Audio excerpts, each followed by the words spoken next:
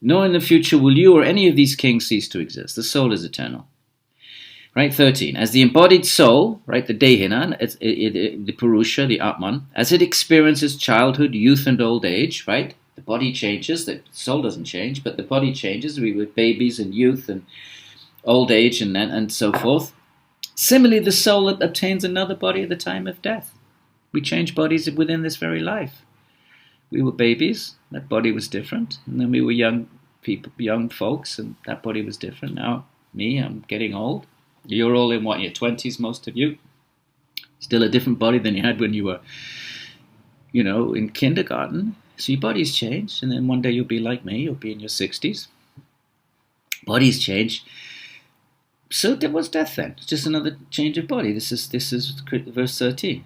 So the soul obtains another body at the time of death, just as it has been. What's the big deal about that? The learned are not bewildered by such a change. Learned, those who understand there's an Atman, are not going to be confused. So then we'll jump to, 14. O son of Kuntī, Arjuna, contact with matter produces the sensation of heat and cold, happiness and distress, right? So the Atman contacts matter through the body, not directly, but through the body. And so the body experiences hot and cold, and the mind experiences happiness and distress. These are just fluctuating physical states and mental states. They come and go. Right now it's winter. A month ago it was 80 degrees. It comes and goes. 3 months it's going to be spring. You must learn to tolerate them, says Krishna. The yogi just perceives the impermanence of all things. Buddhism is huge on impermanence, remember. They take it all the way down to momentariness. This is a more, a sort of broader sense of impermanence, but nonetheless, must tolerate them. 15, or bull amongst men. Why does he call him that? He's a warrior. You have different epithets for different types. If you're talking to a yogi, you might say something, you with the dreadlocks, you with the loincloth. But with a warrior, a bull amongst men. Such contact does not lead to suffering for the learned person, who is equal in happiness and distress. When we contact the world, it's pleasant or unpleasant. So if it's unpleasant, most of the time it probably is unpleasant, then we suffer.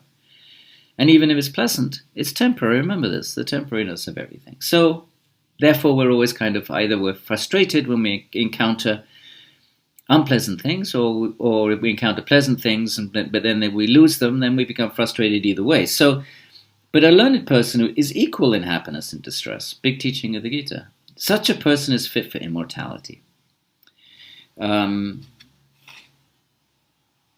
So 16, there is no permanence to that which is asat, like the prakriti, the world is asat. Sat is to always exist. Asat, it doesn't always exist. It's always changing.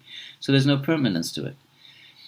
And there is no cessation of that which is sat. The Atman is sat. It never ceases to be. It's satchidananda, remember? So sat means it continues to be. So those who have seen the truth understand the difference between the two. They understand the difference between the real and the unreal, the eternal and the non-eternal, the purusha and prakriti. So this is all Jnana Yoga. Jnana Yoga is that body of information which is directed towards the eternality of the self.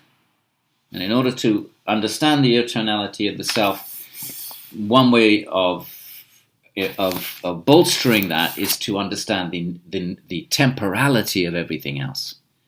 So there's jnana is both understanding what we are and what we're not, and what the difference is between them, the eternal and the non-eternal, the true and real and the ultimately unreal, or at least the temporary.